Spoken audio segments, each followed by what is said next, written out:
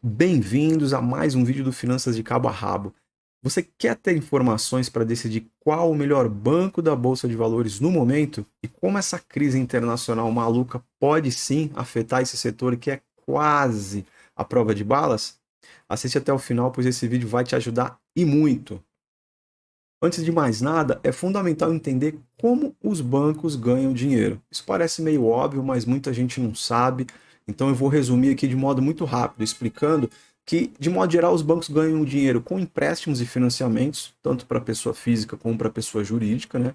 Com cartão de crédito nas partes de anuidade, juros, que são um dos juros mais altos do planeta, né? E também aquelas taxas para os lojistas. Tarifas bancárias, cobranças de serviços, né, as cestas, né, como eles chamam, pelas TEDs também, e pasmem sim, em pleno 2025 tem gente que ainda paga a TED, né?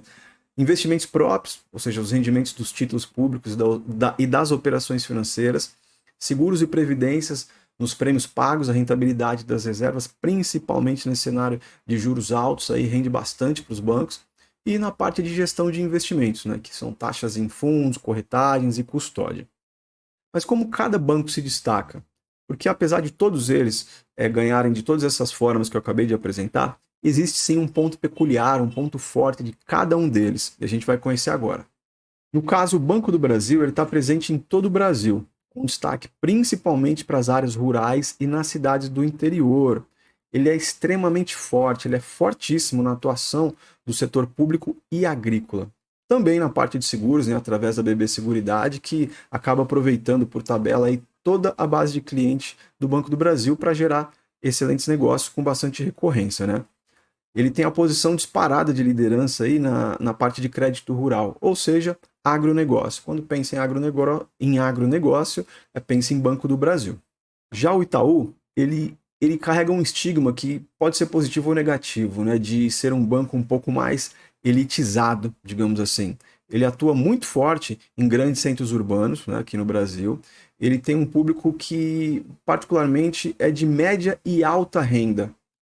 E ele está presente também, um ponto muito positivo, ele está presente de maneira muito forte em vários países da América Latina. O Bradescão ele tem uma fortíssima rede de agências físicas ainda. Então não sei se isso é bom ou é ruim, vamos falar um pouco mais adiante. E um ponto super positivo é que o Bradesco tem a maior seguradora hoje do país. E mais uma vez, principalmente em cenários de juros altos, como esse que a gente vive atualmente, isso gera bons retornos para os prêmios pagos, né, que são recebidos e investidos. O Santander, de certa forma, disputa ali o público de varejo, né, e de micro e pequeno empreendedor com o Bradesco. Em contrapartida, ele tem uma eficiência operacional muito melhor que a do Bradesco, né? A estrutura é mais leve, por exemplo. E ele tem um crescimento constante no crédito pessoal e principalmente na parte de financiamento automotivo. Então, o Santander está atuando bem forte no setor de financiamento de carros. Mas por que é importante, pessoal, saber isso? Saber a força principal de cada um dos bancos? É muito simples, porque se a gente conhece o ponto forte de cada um, automaticamente a gente também tem a possibilidade de saber qual que é o ponto fraco, ou seja, a criptonita de cada um deles. No caso do Banco do Brasil, por exemplo, existe e sempre vai existir um risco político, que vai estar sempre à espreita ali. Apesar de nos últimos anos não ter havido nenhum tipo de escândalo, como aconteceu na Petrobras, por exemplo, a gente tem que sim assumir que existe esse risco e ficar sempre atento. Outra coisa que pode afetar o Banco do Brasil fortemente são condições de fenômenos climáticos, que podem destruir boa parte de colheitas do agronegócio. Isso pode afetar diretamente o Banco do Brasil. O Itaú ele já sofre uma forte concorrência das fintechs e principalmente dos bancos digitais, né?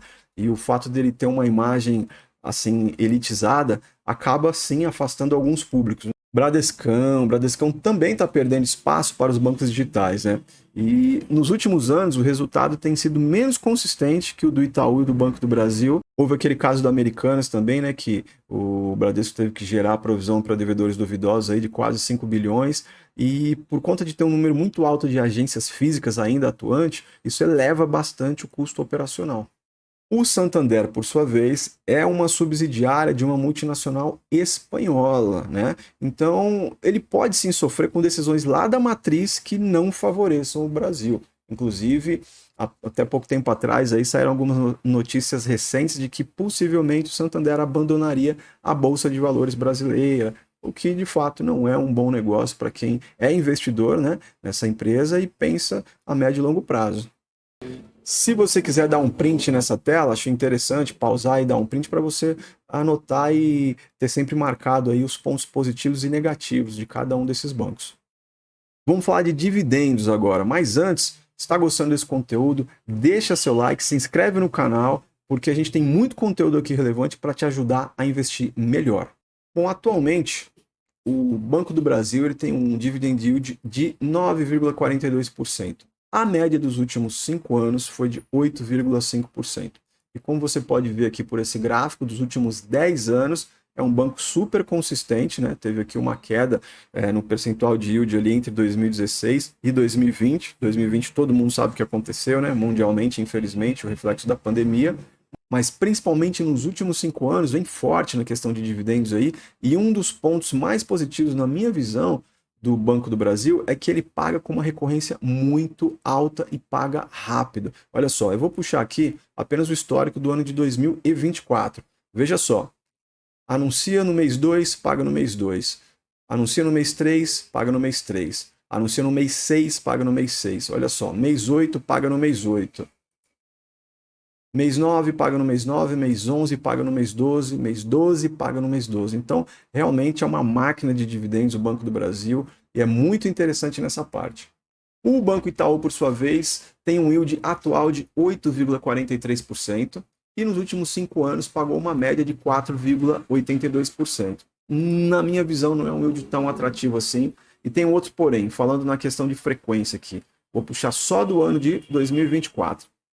Se você analisar, o Banco Itaú, assim como o Banco Bradesco, eles pagam aquela merreca, né, de menos de 2 centavos por mês, que não dá nem para um café, e você precisa ter um número muito alto, um número altíssimo de ações, para que isso possa ser considerado um valor relevante, né, para você. Como a maioria é investidor pequeno, eu acho que isso aqui não conta, então não dá nem para levar em consideração. Mas em alguns meses do ano, isso não é fixo, né? Mas em alguns meses do ano, como por exemplo, em fevereiro, ele anunciou aqui um dividendo de 1,12 por ação, foi pago em março, anunciou aqui em março também, 24 centavos, e foi pago em agosto, demorou um bocadinho, anunciou em junho, foi pago em agosto também, 25 centavos, anunciou em setembro de 2024 e pagamento para março de 2025 e também anunciou para dezembro de 24 com pagamento para março de 2025. Ou seja, demora um bocadinho mais em comparação ao Banco do Brasil. Falando do Bradesco, dividend yield atual do Bradesco é de 11,35 e aí você olha, brilha os olhos e fala, puxa, é esse, decidi, vou colocar meu investimento no Bradesco. Calma, isso aqui é perigoso, eu vou falar sobre isso já já. A média do yield do Bradesco nos últimos 5 anos foi de 6,18%. Puxando no gráfico aqui, a gente vai perceber que o banco sempre paga, mas também oscila muito em relação a percentuais, ok? Veja só, lembre sempre que quando a gente está falando do dividend yield atual, o que isso quer dizer? Quer dizer que foi o dividend yield que a empresa pagou nos últimos 12 meses, ou seja, olhando para trás, baseado na cotação atual, tá bom? Baseado na cotação atual. Então vamos ver aqui, ó. Dividendos pagos em 2024, em valores nominais. R$1,01. Beleza. Quanto está a cotação do Bradesco hoje? Hoje a cotação do Bradesco, hoje que eu digo, né, no momento em que eu gravo esse vídeo, é claro, está 11,10. Se você pegar aqui esse valor de R$1 e dividir por 11,10, faça aí na tua calculadora, você vai ver que vai dar 9%. Ou seja, né, é muito perigoso você simplesmente bater o olho aqui, porque o yield é simplesmente retroativo. E se a ação do Bradesco, que já há alguns meses está em queda, cair ainda mais, se você, vamos supor aqui um exemplo hipotético, se cai para R$10 a ação do Bradesco, esse yield vai crescer. E aí você pode entender de modo errôneo, achando que a empresa vai pagar esse yield atrativo. E não é assim, tá? Então entenda essa conta. O Bradesco, assim como o Itaú, falei agora há pouco, ele paga aquela merreca, né, de menos de 2 centavos por mês, todos os meses, mas ele tem por histórico anunciar um dividendo um pouco maior no mês de junho, né? Nesse caso aqui ele anunciou em junho e pagou em janeiro de 2025, ou seja, 6 meses depois. e também anunciou em dezembro de 2024, com data de recebimento para o dia 31/7 de 2025. Ou seja, na minha visão, não é atrativo o yield e demora também para pagar. Falando do Santander, o Santander atualmente tem um yield de 6,12%, dividend yield médio dos últimos 5 anos de 7%. É um yield razoável para o setor financeiro, né? Não é o meu predileto. E um fator interessante aqui é que ele paga trimestralmente, ou seja, a cada 3 meses ele anuncia um dividendo. Vou puxar o histórico aqui do ano de 2004 para você verificar. Anunciou em janeiro, pagou em fevereiro, anunciou em abril, maio pagou, anunciou em julho, pagou em agosto, anunciou no mês 10, pagou em novembro e assim sucessivamente, ou seja, paga trimestralmente. Vou abordar agora um tema muito importante e atual, que é como a taxa Selic tão alta e também as taxações do Trump podem afetar os bancões brasileiros. Eu fiz um vídeo recente falando sobre essa crise econômica e como nós, pequenos investidores, podemos sim nos beneficiar e muito desse cenário turbulento. Vou deixar o link aqui na descrição e no comentário fixado. Terminando esse vídeo, dá uma olhada lá que vai agregar muito para você. Bom, de um modo bem simples, né? Quando a Selic aumenta, ela pode afetar diretamente os bancos no seguinte sentido, né? Como ela é a taxa básica de juros da economia, quando ela sobe, juros dos empréstimos sobem, isso vai aumentar a margem de lucros nos bancos. Olha, todo mundo pensa, maravilha então, né? Mais ou menos, porque tem um outro lado da moeda, né? Com o crédito mais caro, as pessoas e principalmente as empresas tomam menos empréstimos. E isso vai reduzir o quê? O volume das operações. Então vou fazer uma analogia bem simples aqui para ficar fácil de entender, né? Você imagina que o banco é uma lanchonete e se o preço de um determinado refrigerante, que a gente pode, nesse caso, considerar os juros, né, sobe demais, menos clientes vão comprar aquele refrigerante. E aí o lucro por unidade de refrigerante vai aumentar, obviamente, mas a quantidade vendida vai cair. E isso vai impactar bancos como o Banco do Brasil, Banco do Bradesco, que tem forte atuação no crédito e principalmente nos varejos, tá? Falando agora um pouquinho sobre as taxas impostas aí pelo Donald Trump sobre os produtos importados, especialmente do Brasil e da China, isso pode afetar o comércio exterior e a economia global, que indiretamente prejudica os bancos brasileiros. De que forma? Se as empresas que exportam do Brasil vendem menos para os Estados Unidos, por causa dessas tarifas, né, isso vai gerar menos receita. E essas empresas vão investir menos e vão procurar menos crédito. Já entendeu, né? Além disso, pode sim ter uma fuga do capital da nossa Bolsa de Valores aqui brasileira, uma fuga de capital dos estrangeiros. Isso vai impactar o quê? As ações dos bancos, principalmente o Banco Itaú e Banco Santander, que tem uma grande exposição a esse mercado internacional e isso abala a confiança dos investidores, a minha, a sua, de todos nós.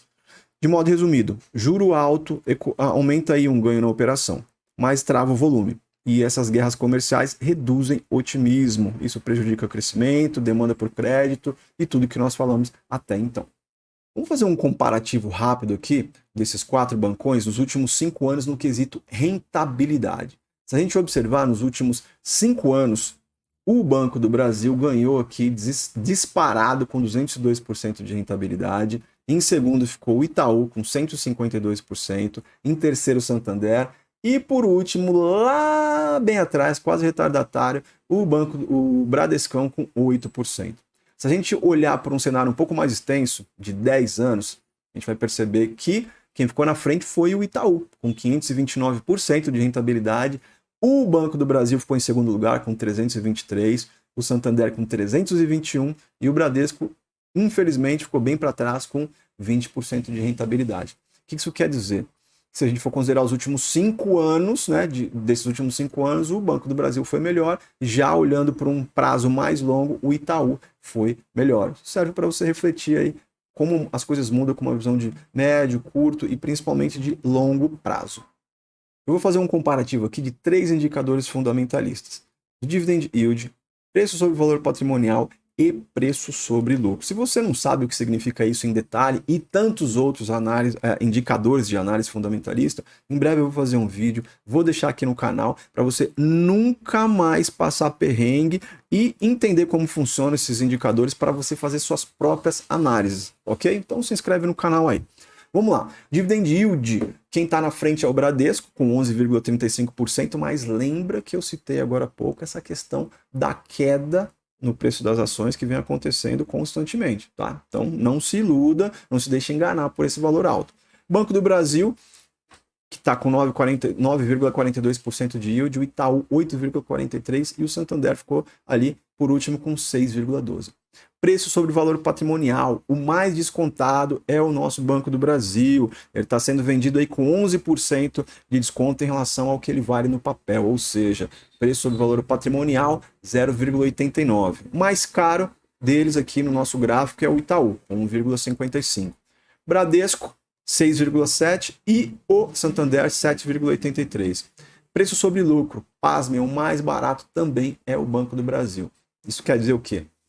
De modo bem simples, né? Que se a empresa continuar lucrando o mesmo que ela está lucrando atualmente, demoraria 6 anos para você recuperar o teu investimento. No caso ali do Bradesco, 6,85, Santander 7,8 e o Itaú, nesse indicativo, seria o mais caro. Hoje, na minha carteira, cabe o Banco do Brasil. Isso não é nenhuma recomendação de compra ou de venda, eu fiz esse vídeo para ajudar você a tomar sua própria decisão. Lembrar o seguinte, né? Que apesar de nos últimos anos não ter acontecido nada próximo do que houve na Petrobras em relação ao escândalo político, né? Pode ser que aconteça, sim, né? Então é sempre importante considerar esse risco, como eu citei anteriormente. Eu assumo esse risco e vou de Banco do Brasil. Se você gosta desse tipo de vídeo, comparando as empresas do mesmo setor, eu vou deixar no comentário fixado e na descrição o link de vídeos sobre elétrica, saneamento e seguros, que também vão te ajudar bastante a tomar suas decisões. Deixa aqui nos comentários qual banco você tem na sua carteira ou pretende comprar. Lembrando que é na crise que aparecem as oportunidades. E o setor bancário está se mostrando bem resiliente até então. Muito obrigado por assistir. Se gostou, deixa o like e se inscreve. E te vejo no próximo vídeo.